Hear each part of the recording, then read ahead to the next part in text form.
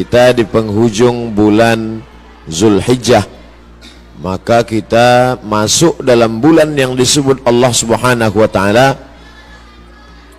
minha arba'atun hurum. Ada 4 bulan yang disebut dengan bulan haram. Yang pertama Zulhijjah, yang kedua Zulqa'dah, Zulhijjah, Muharram dan Rajab. Salasun mutawaliyatun. Ada 3 bulan yang berurut-urut. Ada 3 bulan yang tak terpisah. Itulah dia Zulqa'dah, Zulhijjah, dan insyaallah tak lama lagi kita akan masuk ke bulan Muharram. Sedangkan yang 1 bulan ini ma baina Jumada wa Sya'ban, terletak di antara bulan Jumadil Akhir dan bulan Sya'ban, yaitu disebut dengan bulan Rajab. Jadi pada bulan-bulan ini kita dianjurkan beramal. Amal yang paling afdal adalah melaksanakan puasa-puasa sunat. Khusus untuk bulan Muharram nanti itu ada puasa sunat yang disebut dengan puasa Ashura.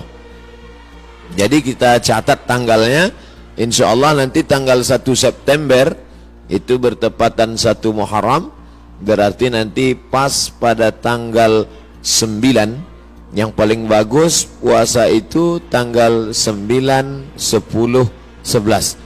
Kalau tidak sanggup 3 hari, karena kata Nabi SAW, jangan sama puasanya dengan puasa Bani Israel. Khaliful Yahud. Bedakan puasa kamu dengan puasa orang Yahudi. Orang Yahudi itu puasanya cuma tanggal 10 saja. Maka supaya kita beda dengan Yahudi, puasa 9, 10, 11. Kalau tak sanggup 9, 10, 11, pilih 2 hari saja, 9, 10. Nah, ketika Nabi sampai ke kota Al-Madinah Al-Munawwarah, Nabi melihat orang-orang Yahudi di Madinah itu puasa. Di Madinah ada 3 orang Yahudi. Yahudi Bani Nadir, Yahudi Bani Quraizah, Yahudi Qainuqa. Mereka tak makan tak minum pada hari itu. Nabi bertanya, "Ma hadza?" Hari apa ini? Mereka menjawab, "Hadza yaumun salihun." Ini hari yang baik. Najjallahu fihi Musa wa aghraqa fihi Fir'aun. Hari ini Allah menyelamatkan Nabi Musa dan menggelamkan Fir'aun laknatullah alaih.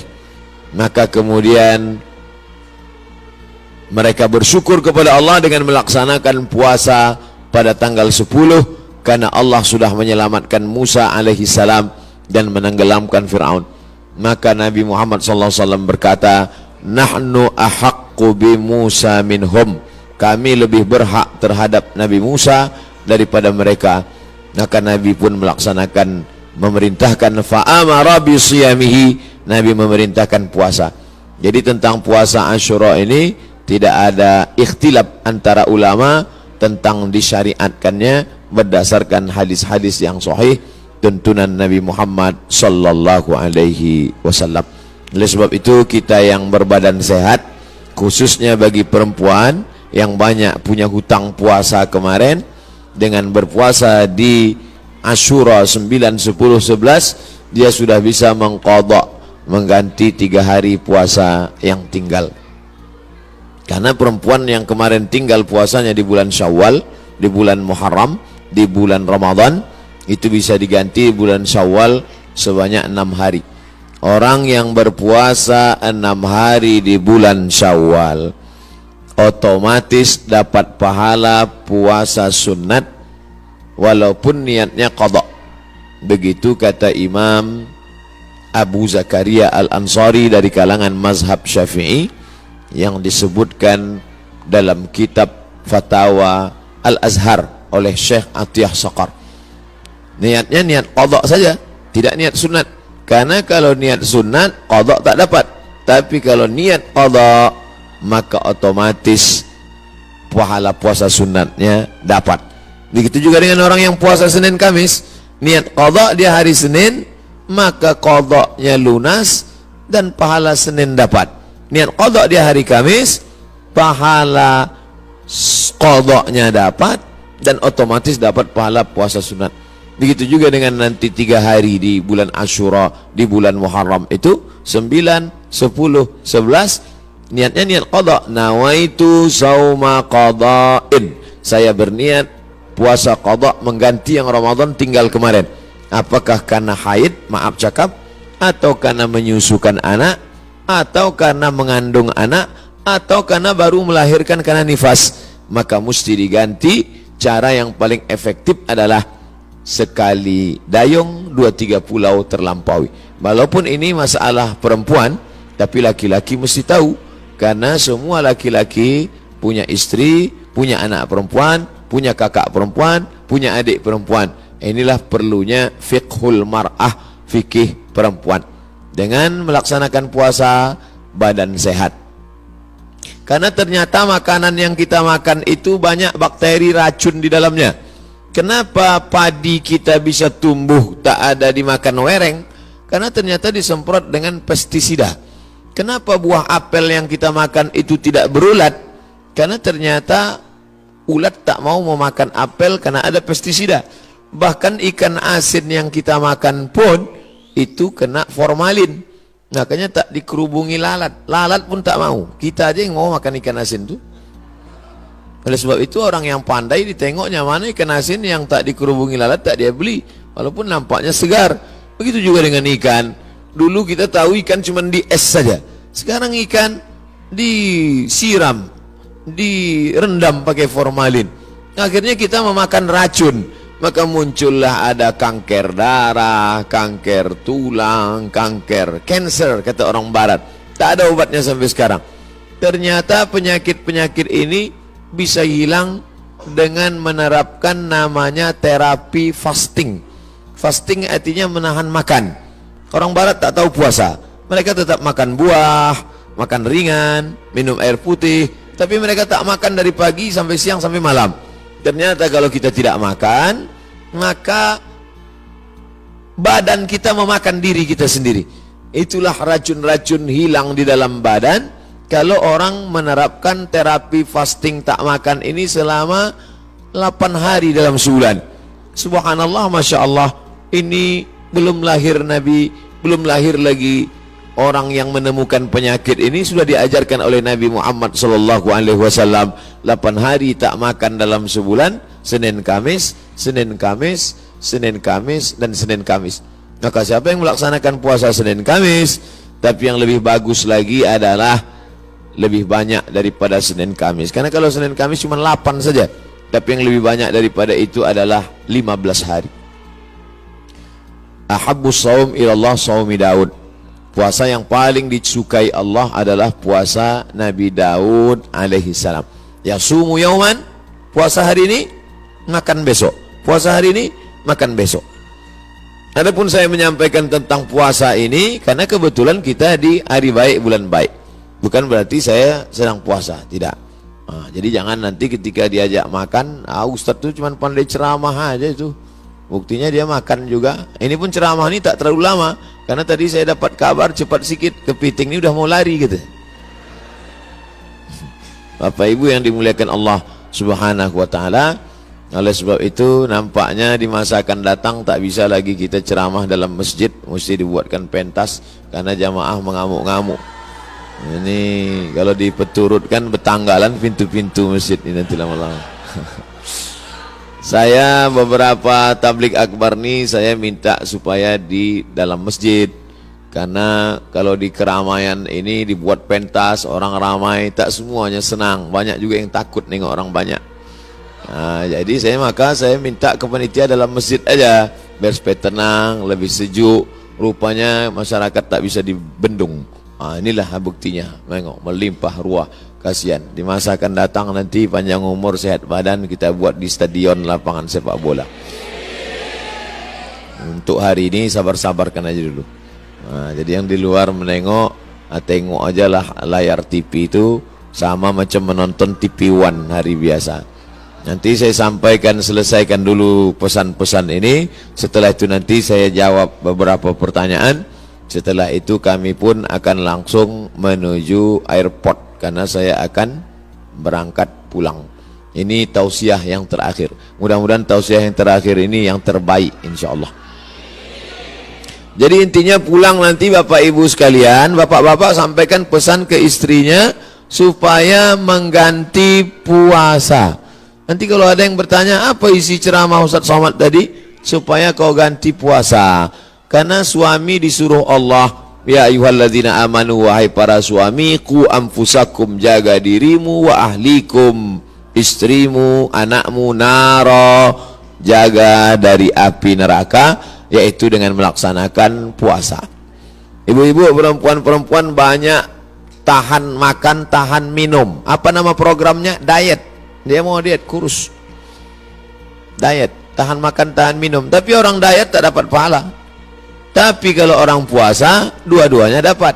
Pahala dapat, qadha lunas, pahala sunat dapat, diet menyusul. Dengan syarat jangan diganti di waktu malam. Karena banyak juga mengqadha puasa di waktu siang, mengqadha makan di waktu malam.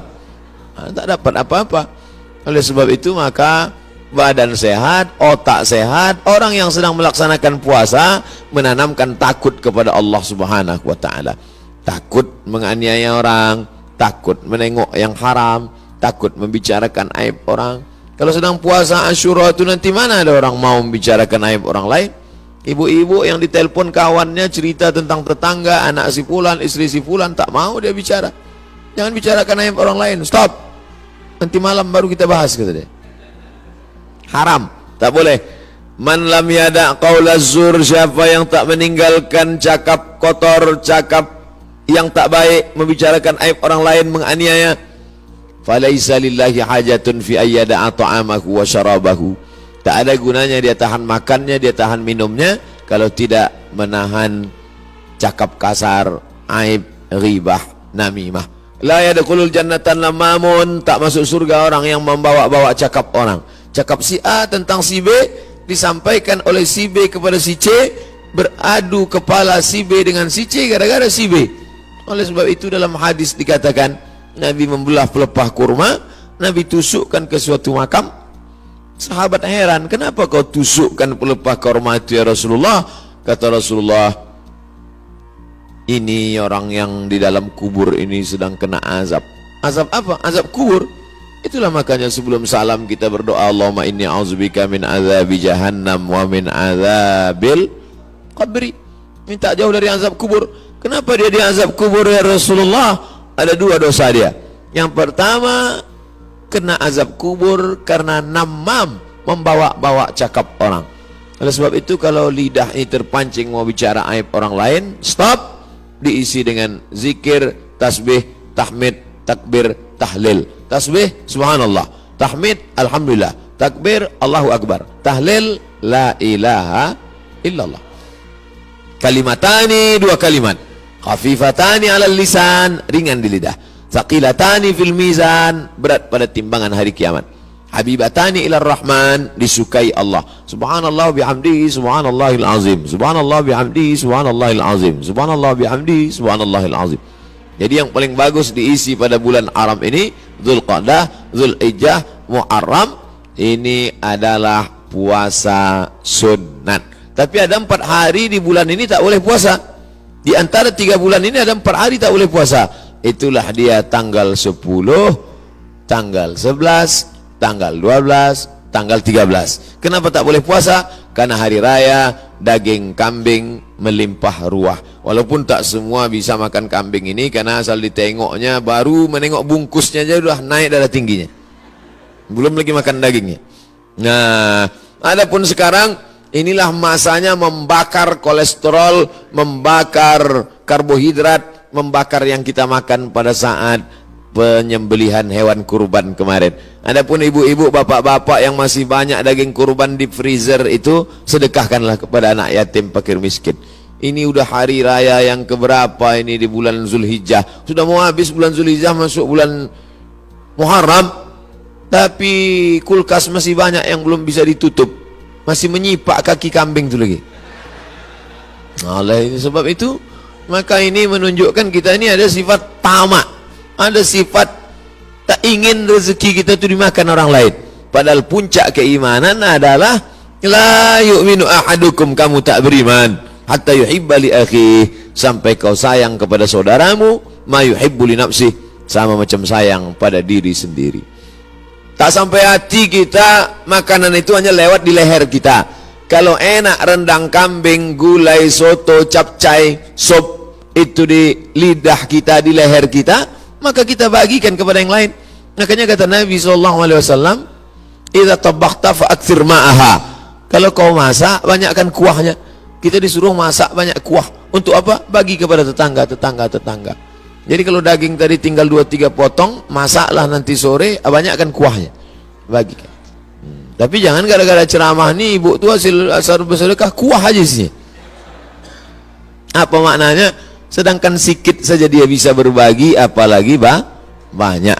Oleh sebab itu maka dalam Islam, tapi masalah lapar ini tak bisa kita ceritakan. Lapar bukan teori, tak bisa diceritakan. Lapar menurut bahasa, lapar menurut istilah, lapar menurut etimologi, lapar menurut terminologi. Lapar mesti dirasakan.